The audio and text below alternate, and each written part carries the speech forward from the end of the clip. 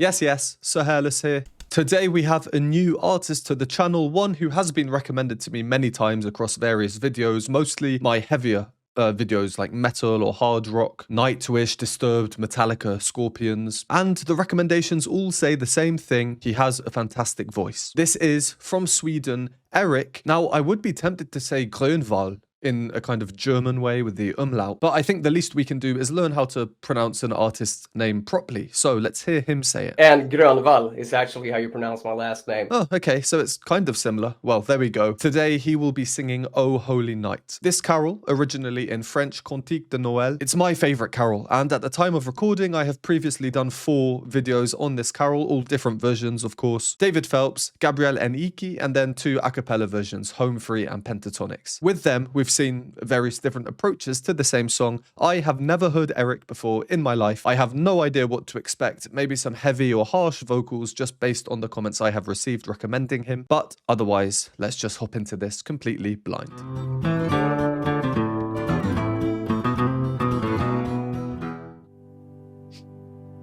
Oh, holy night, the stars are brightly shining. It is the night of our dear Savior's birth. Okay. Long lay the world in sin and error pining, till he appeared and the soul felt its worth. A thrill of hope, the weary world rejoices, for yonder breaks a new and glorious morn. Okay, we will continue with the song in just a moment. This is a new artist to the channel. As with any new artist, or even existing artists, I don't know how strict copyright will be with each video I do. So pauses like this break up the song. I'm no longer showing the song as a listening alternative, and there's much higher chance that my video will not get removed from YouTube. Also, this carol, I think one reason why I love it is it's just got such a lovely flow to it. There are no real natural breakpoints in it anywhere that's really suitable to pause. So again, just to play it safe, I will pause a few times, and it just is what it is. So whilst we are here, I'm just going to give a few very quick initial thoughts on my arrangement so far. How far through are we? 1 minute almost exactly. Because this arrangement, what we're hearing so far, seems quite reserved. I say this because the video is 5 minutes long. So we have 4 minutes left. I imagine things might get a bit bigger or larger or heavier a bit later on. I guess we'll see. Firstly, I like the rawness of the sound, and Erik's voice plays a part in that. He sounds very authentic. His tone, there's a great kind of natural contrast between his straight tone and his vibrato when he chooses to use it. Obviously, we're fairly low down in the register so far. Another great thing about this carol is the chorus, how it moves up and up and up. So it will be interesting to hear how he does that. Is he going to switch into his head voice higher up, or is he one of these people with just a crazy high chest voice? As for the actual arrangement, we get this opening. How calm, how peaceful. An organ. Oh, holy night. Maybe a synth, but I will call it an organ. Chordal style, just sustained chords, not really moving, very minimal movement, before the piano comes in.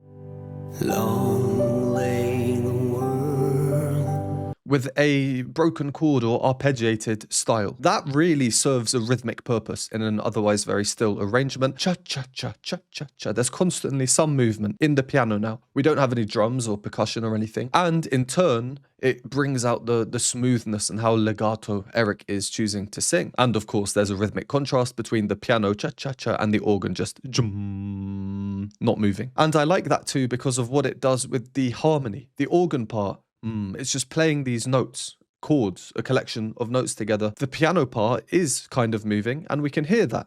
breaks a new and glorious morn. And why this is interesting. So we basically get 2 chords. That sounds awful. I'll play it down an octave.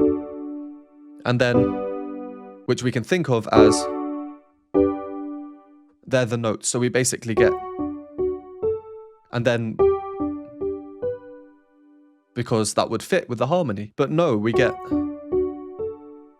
And then that same top note, which is creating this really subtle dissonance in this chord. That is note number 2, which we call the supertonic.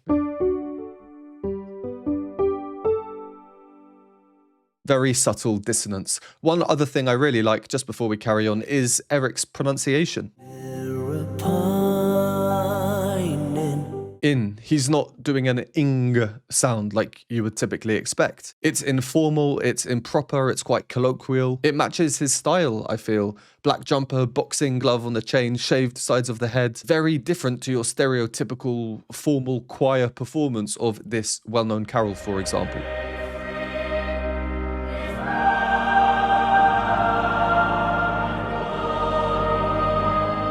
Of course, I understand he's not trying to emulate a formal setting of the carol. I just think that maybe if you say to someone, "Oh, Holy Night," that carol, maybe people think of a more formal setting. Maybe I'm completely wrong there. All right, let's carry on with this one.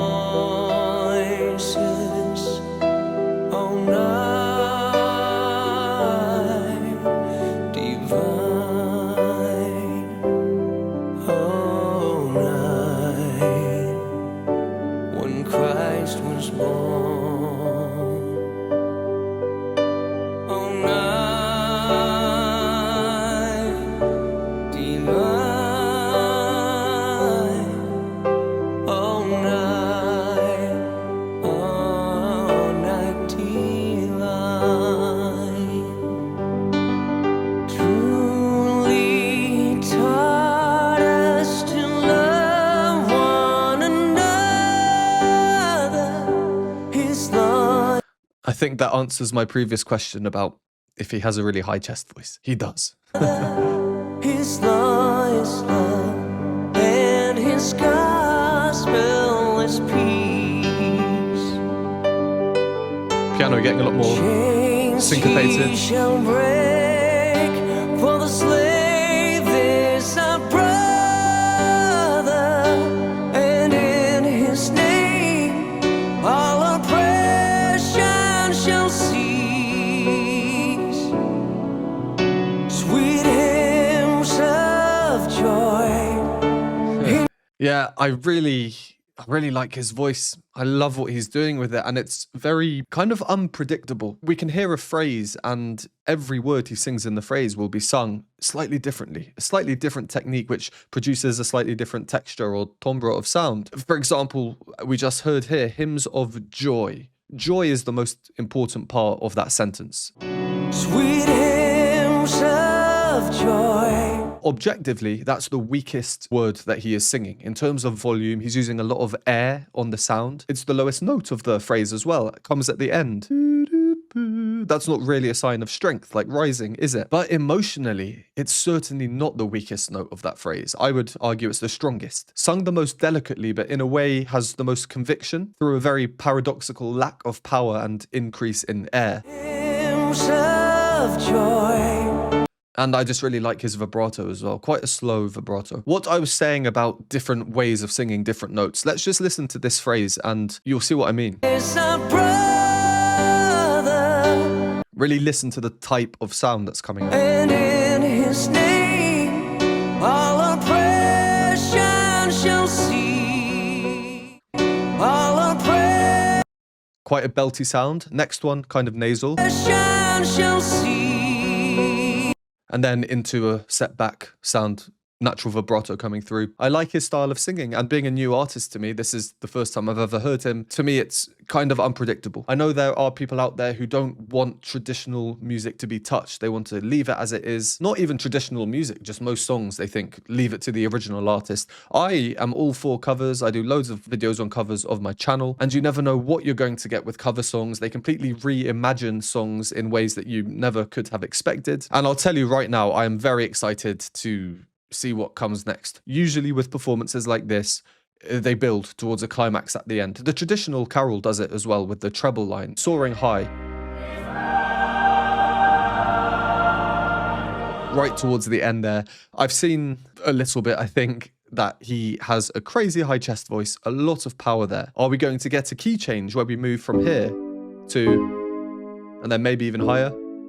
If so, how high is he going to need to sing? Will there be any head voice? These are the kind of things I'll be looking out for. As for the arrangement, the growth really, it's not come in the thickness of the sound, or in other words, how many instruments we're hearing. We don't have percussion. We don't have like electric guitar or an electric bass or anything, which, to be honest, I kind of expected based on the descriptions of Erik in all of the recommendations I have received for him. The growth is coming through the fact that he's moved up the octave, he's singing more powerfully now, and in the piano, things are a little bit more rhythmic. We're getting syncopations, we're getting triplets or hemiolas in there.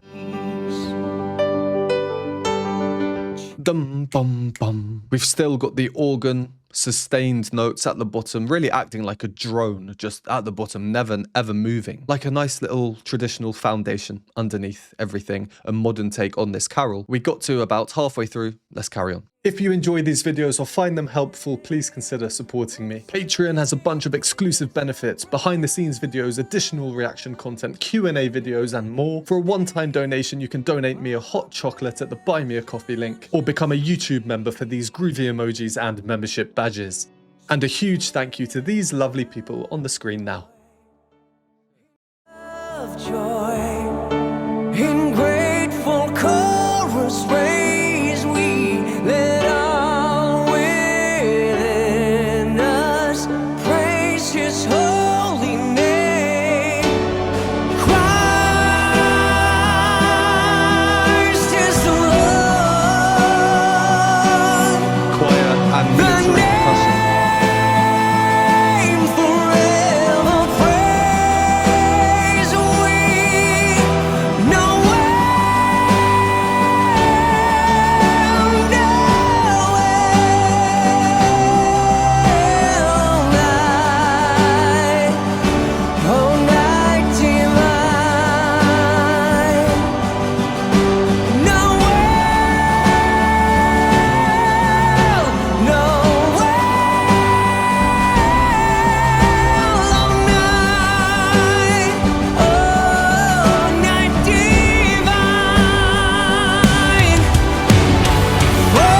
Getting heavier now. I can't even say now we have the percussion coming in because that already happened. We're just getting another layer. Why I actually wanted to pause, wow, time is going quickly, but why I wanted to pause there, I just want to point out his use of Noel, Noel.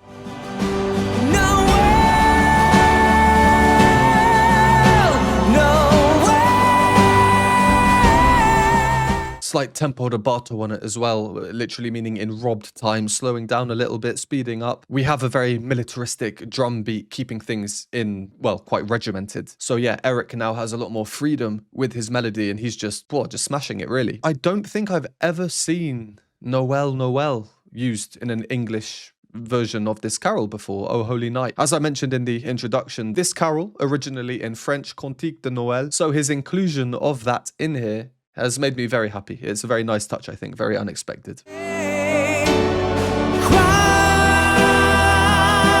The choir coming in gradually, very important touch, I think, really, really subtle. We don't ever see them, but there's something psychologically, I think, that just in our heads makes the sound fuller. When you hear a big choir, maybe it's something to do with human nature, wanting to be part of a community, camaraderie, that kind of thing. I always love Christmas carols because it's one of the few times when society can come together and, you know, for that hour or two where you're all singing together, it's just really nice. It's just really nice. We are one people. So adding in a choir here has that effect, emotional, also an audible effect. The sound is just bigger, and now as well, Erik singing, yeah, it's just a very, very large sound. Otherwise, in the arrangement, we've not really had too many crazy changes. If it ain't broke, don't fix it. I'm finding this arrangement to be much more about gradual growth and subtle changes rather than putting it into sections where one section is wildly different to the next section, that kind of thing. So yeah, where did we get to?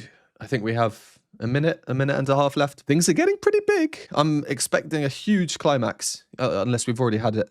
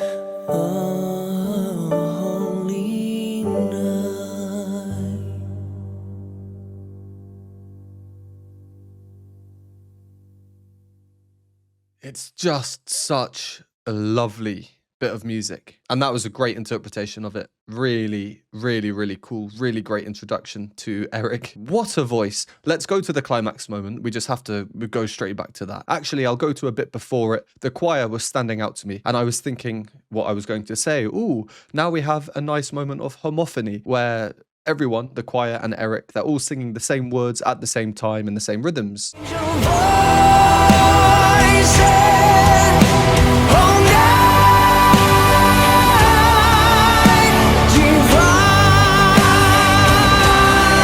And now we move away from the homophony. It's almost like a call and response. Oh, night divine, oh, night divine. Then the choir goes into ooh. Oh, night, when Christ was born. The drums, such a powerful moment. Every time they show the piano now, we are not getting this arpeggiated figure I was talking about earlier that was so good at giving us some subtle dissonance. The sound is too big. The sound is too powerful. It's chords. It's all just about a wall of sound.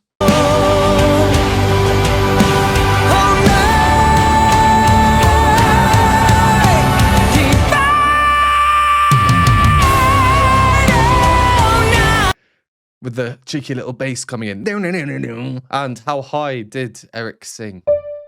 That is up here, a D. The note below it here, a C. That is what I call a wow operatic tenor moment. So higher than that, this is extremely high. Wow. Great decision to get rid of all of the rest of the music and then introduce an electric instrument, which I was expecting, but I was expecting much more of it. And in a way, it's really, really cool how they have saved it for that moment, getting a bit of that metal touch in there. I know some of you are going to be commenting, oh, so Hairless, this isn't metal. He doesn't sing metal. He sings only whatever other genre. I've never heard him before. I'm only going what other people have told me in the comments. So yeah, do comment down below any interesting information, anything that you think I should know about Erik.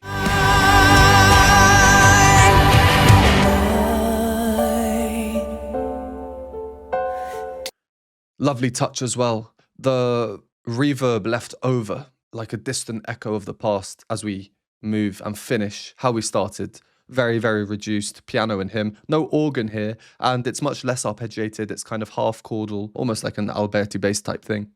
Divine.